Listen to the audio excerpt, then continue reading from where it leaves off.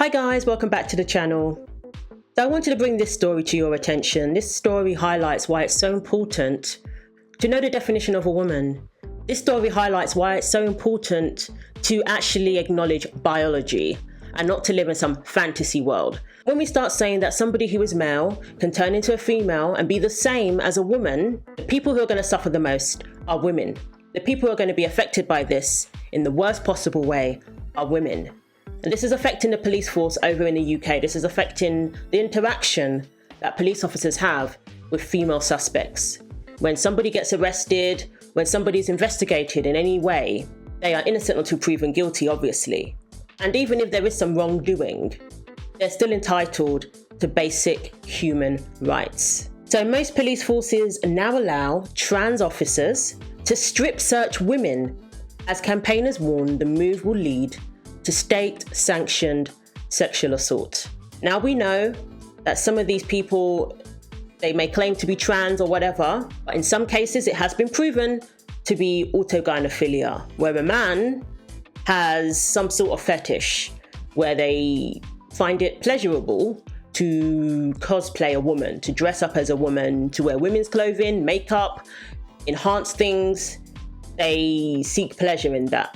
It's not always the stunning and brave rhetoric that has been shoved down our throats. Sometimes there are nefarious intentions going on. Now, female suspects are going to have certain options taken away from them. Just like when you go to the doctors, you can request a female doctor or a female nurse specifically if you're a woman. But that's not going to be given to female suspects, many of whom may just be under investigation for whatever reason. But they're going to be subjected to something that they will end up finding traumatic, that could be triggering, that would be an experience of basically being SA'd at the hands of police officers due to this policy that allows men to strip search women based on identity or whatever, based on not adhering to biology, based on the belief that for some reason these men are now all of a sudden the same as those female suspects. So the majority of police forces allow trans-identifying biologically male officers to strip search women, research has found. Of the 43 forces in England and Wales, at least 34 have either implemented the policy or intend to. A report from the Women's Rights Network revealed. The feminist group's founder, Heather Binnin, said the guidelines would lead to state-sanctioned SA, and police leaders had failed the public by pandering to vocal lobbyists. Self-identification is not UK law, and women should not be paying the price for policing beyond the law, she said. Police chiefs have failed us again. This is not reasonable or lawful, and we do not consent. It is state-sanctioned SA, and it must not be tolerated.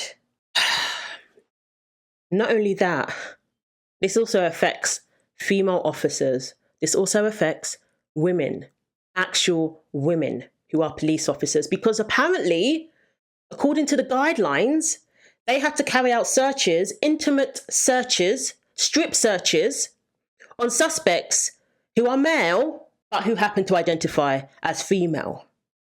And they could face sanctions if they refuse. Apparently, that would be classed as some sort of discrimination.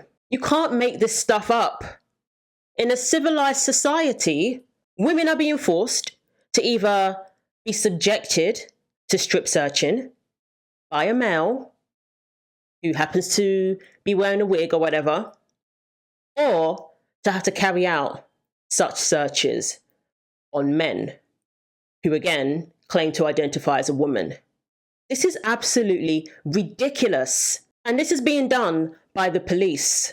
So if you feel that you have been assaulted, if you feel that something has happened where you have been violated, who are you going to turn to? Who are you going to be able to call and report this to when this is sanctioned by the police? This sort of thing is being sanctioned by the police, and a female suspect who refuses to undergo an intimate search because the officer is male, what's going to happen to them? They're going to get penalised too. The author of the WRN report titled State-Sanctioned Essay, retired police superintendent Kathy Larkman, said dozens of female officers had approached the group to voice their concerns. But there was a culture of fear within policing that prevented them from speaking out, she added. Same old thing. Women are being intimidated. Women are being threatened. Women are scared of losing their jobs if they speak out about having to interact with a trans person who claims to be a woman in their job, or when it comes to sports, in their locker rooms, in their sorority. The women who speak out are the ones who are alienated and excluded, by the way. I mean, this is all supposed to be for inclusivity, but they have no problem excluding women to the point where they could either end up losing their jobs, being excluded from employment. That's why they don't speak up. So one female police officer said when she questioned the policies, she was threatened with disciplinary proceedings. I fear for both my colleagues and for vulnerable suspects, she told the Mail. A strip search is a humiliating and potentially traumatic experience, and everything should be done to ensure a suspect is treated with dignity and respect. How is this adhering to human rights? The right to privacy, the right to dignity, the right to be treated with dignity, I'm paraphrasing, regardless of your sex, regardless of your race, all of those factors. How could they say that this isn't a human right violation? So, of course, women have been reacting to this news, have been reacting to this new information that was highlighted by this women's rights group. So over on X, Louise said, I was washing my hair in the shower when the Rozzers, the police, came to arrest me. I was then forced to endure the indignity of getting dressed in front of a police officer with a body cam who searched my clothes before I put them on instead of after, presumably, just in case I tried to flush my illicit ideas that men can't be women down the bog. Under this policy, if the officer was trans and I objected, they would have recorded a hate crime against me. Women's Right Net are bang on. This is state-sanctioned SA and an obscene attack on women's rights. I feel violated. So she said that this actually happened. Someone actually supervised her while she was getting dressed. So Adam asked, that arrest method is absurd, punitive. Did they ever give you reasons why they couldn't simply invite you to attend at the station? Arrest at home is meant to be reserved for people who pose a flight risk. And Louise responded no. And it's obvious from the videos of me at GB News and Let Women Speak that I hadn't committed any crimes, but they arrested me anyway. Oh, so Louise is a music artist who I'm sure speaks out for issues pertaining to women, for women's rights. Maybe she was swatted. That seems to be happening a lot lately to people, which is very, very disturbing. I would not want to be arrested by somebody approaching me looking like this, I'm just going to say. You're a woman. You've been arrested. You request a female officer for your strip search. This man enters, and you are told he is the woman who will search you. Objection is not only bigotry, but possibly a hate crime. This is transgender ideology. Now, I don't know if this is an actual police officer. This might just, is this a real police officer? You can't be serious. Yeah, this is a real police officer, transgender police officer, 44, who lived whole life as a man, self-identifies as a woman after 19 years on the force.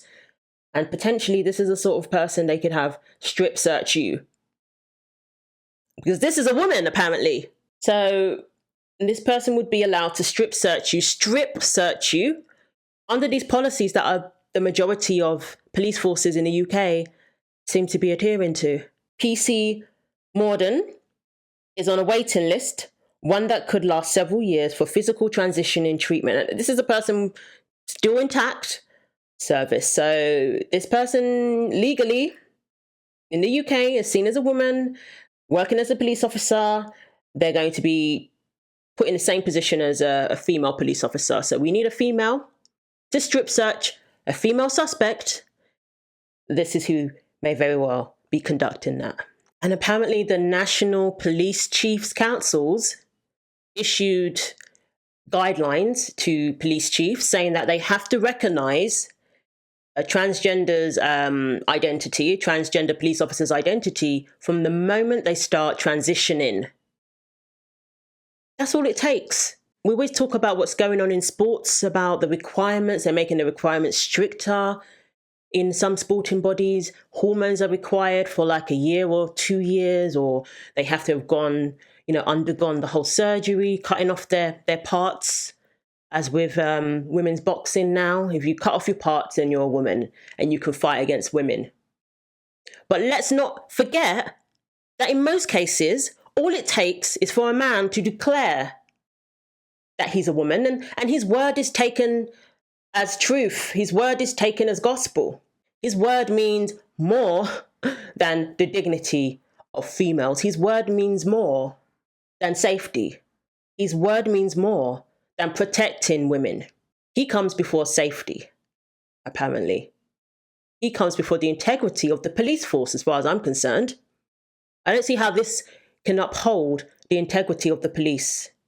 With all the issues that they have with the UK police force that's been going on for decades, they're now adhering to this nonsense, further damaging their integrity, further damaging the trust that they claim to want to build in regards to the public, in regards to women, in regards to, issues they've had pertaining to race, pertaining to integrity, pertaining to professionalism. All of this that has occurred over decades, from when I was a kid. I'm not saying there haven't been improvements. There have been. They've come a long way, yes. But this is setting the police force back decades. They're going to ruin the work that they've done over the years to build trust. They're going to ruin that with these crazy policies, especially with women.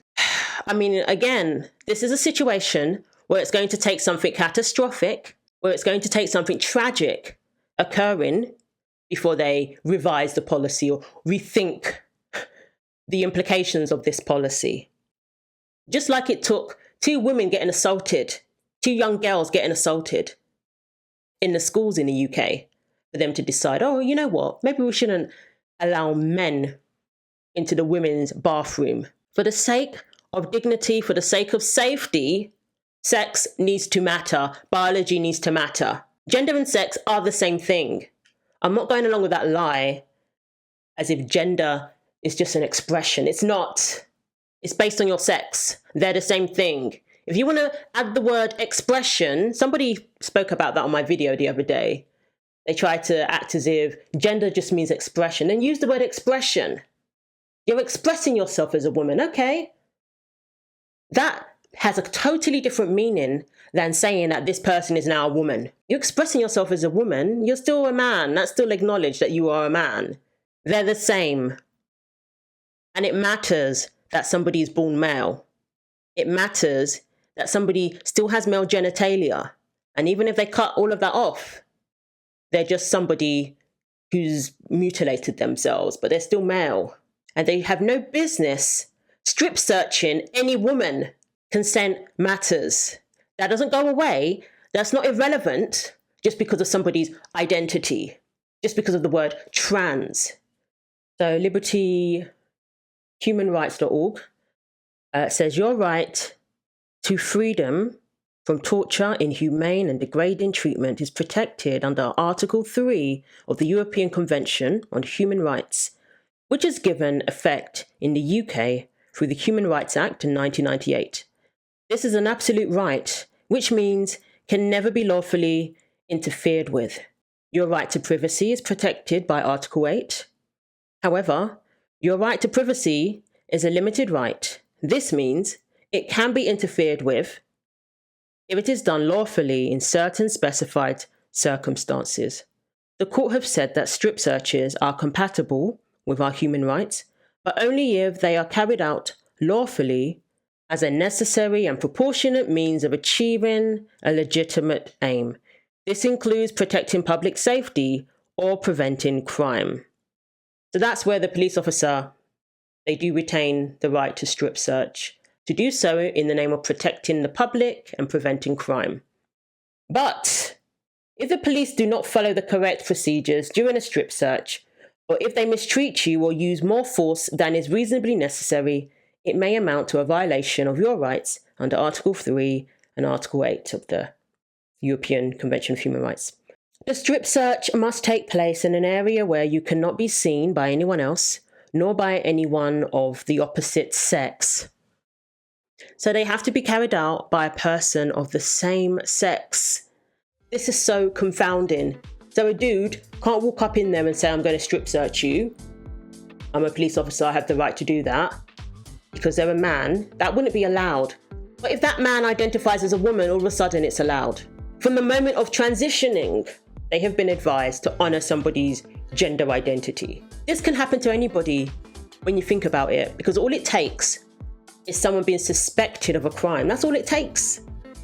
They can stop and search you, and they can strip search you. If they suspect that you have committed a crime, if they're investigating you as a suspect, this is what can happen. This is an absolute disgrace. And there's no way the UK police are going to win trust by doing this. There's no way the UK police force are going to win the trust of the people by subjecting their female suspects to this. As soon as women start speaking out and telling their story, it's over. They're going to lose all credibility, even more credibility than they've already lost over the decades. So let me know what you think. Share your thoughts below. Thanks for watching. Take care of yourselves, and God willing, I will see you in the next video.